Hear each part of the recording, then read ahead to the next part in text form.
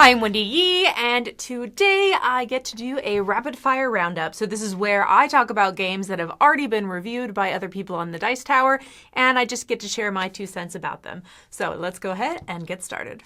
All right, so starting off with an all-play game, this is Tearable Quest. So this is a game where you are literally ripping up a piece of paper, and depending on what you rip around is what you get. There's some stuff on the front, there's some stuff on the back, and you want to avoid certain things and gain other things.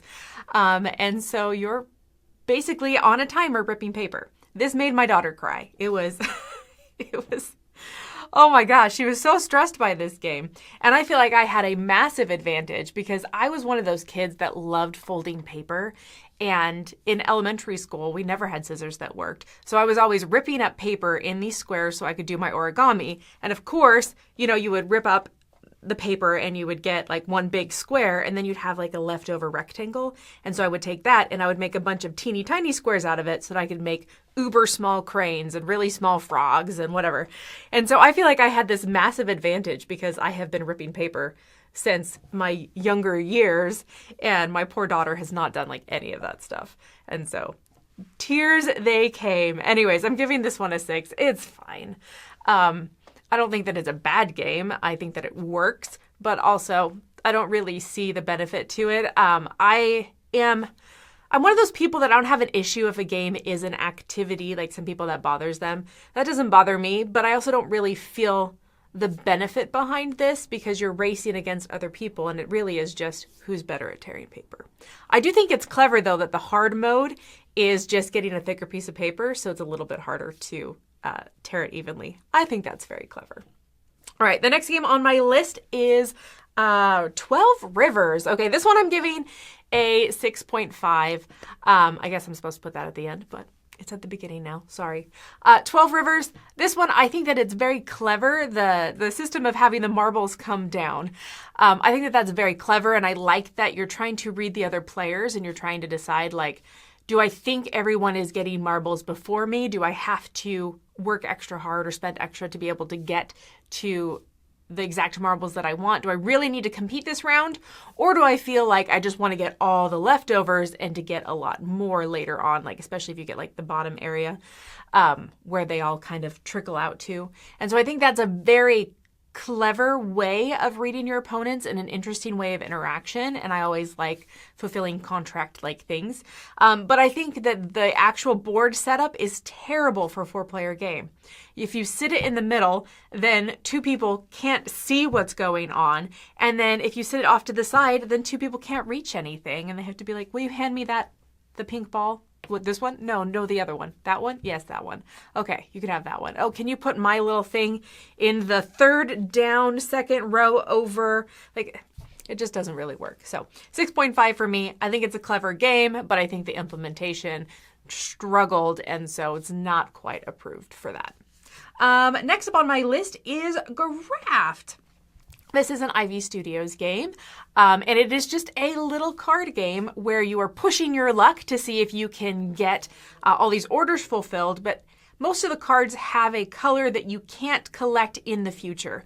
So I play this yellow card and it says, cool, you can collect the yellow cards, that's fine, but in the future you can't collect any more blue cards in that hand. And so you're trying to fulfill these contracts that are in the middle to get extra points, but then you're also setting up a point system within your hand.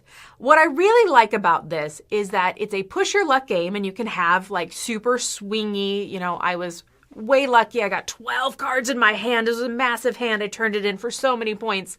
Or I could be like, I got 5 cards, they're worth 3 points. It is better for me to bust and get 1 point per card than it is to trade this in for 3 points, right? So I think that it's clever that they have that option for when you bust. I guess not really an option, but when you bust that you still get 1 point per card. I think that's a really nice give and take in a push your luck game. So this one was fun. That one I'm giving a 7. Then we have Hot Streak. So this is the most played game at our conventions, I'm pretty sure, this year. It has been pulled out a ton, Dice Tower East. It was our most checked out game. Really quick. I mean, this is like a 30-minute game, racing game, betting game, all the fun. It's probably even less than 30 minutes. And you're just rooting for these cute little characters as they run down the track and you're betting on them. What I love is that you get to be able to see what cards are going to come out through the game. So you're just kind of guessing what order they'll come out in and betting based on that information. But also you get to add secret information in, and so you don't know what everyone else has added. Maybe Hot Dog and the Queen are pretty evenly looking keel, even keel looking wise, but then you have a +3 Queen. Or maybe you have a Hot Dog gets knocked down card you throw in. And so you're basing your betting on what information you have secretly and everybody else. I think it's a super clever game. I liked it a lot. So this one is a 7.5 for me. I do feel like after a few plays, I'm less interested in it, but I think that's mostly just because like this kind of game is not typically my style of game. And so it doesn't have massively long legs, but I think it's a fun party game. And I think that it is a great addition to most people's libraries because you can play this with a lot of people. So that one is 7.5. And then the last game on my list was kind of a fun surprise for me. This is Orbit. And so this one, you're basically trying to get around and get to each one of the planets on the board, but the cards that you play allow, or I guess they make the planets move around. And so you are trying to get to all the planets as they're moving and orbiting around this board, and they all orbit, different ways. And so I love that. It's such a cool moving board, while at the same time, you can like hop on those planets and hitch a ride with them and hope that they don't go too far if other people move them. I think it's just really clever. I think it's tons of fun. There's just a little bit of engine building, and it's like the right amount. And you aren't always just focusing on a planet because you are trying to do a little bit of that engine building, a little bit of, collecting power and stuff to run your engine. And so you're shooting for the planets, but you're also hitting other stuff on the way. I think it is very clever. I find it very enjoyable. So this one is an 8.5 for me. So there you go. That's a few of the games that I have played recently and my scores for them. Anywho, share me your thoughts in the comments on what you think about these games, and I'll see y'all later. I'm Wendy. Have a fabulous day.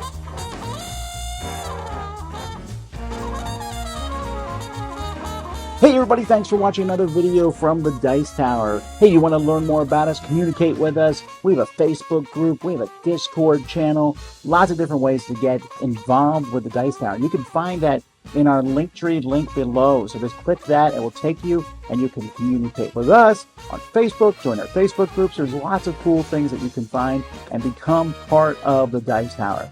Thanks so much for watching. I'm Tom Basil.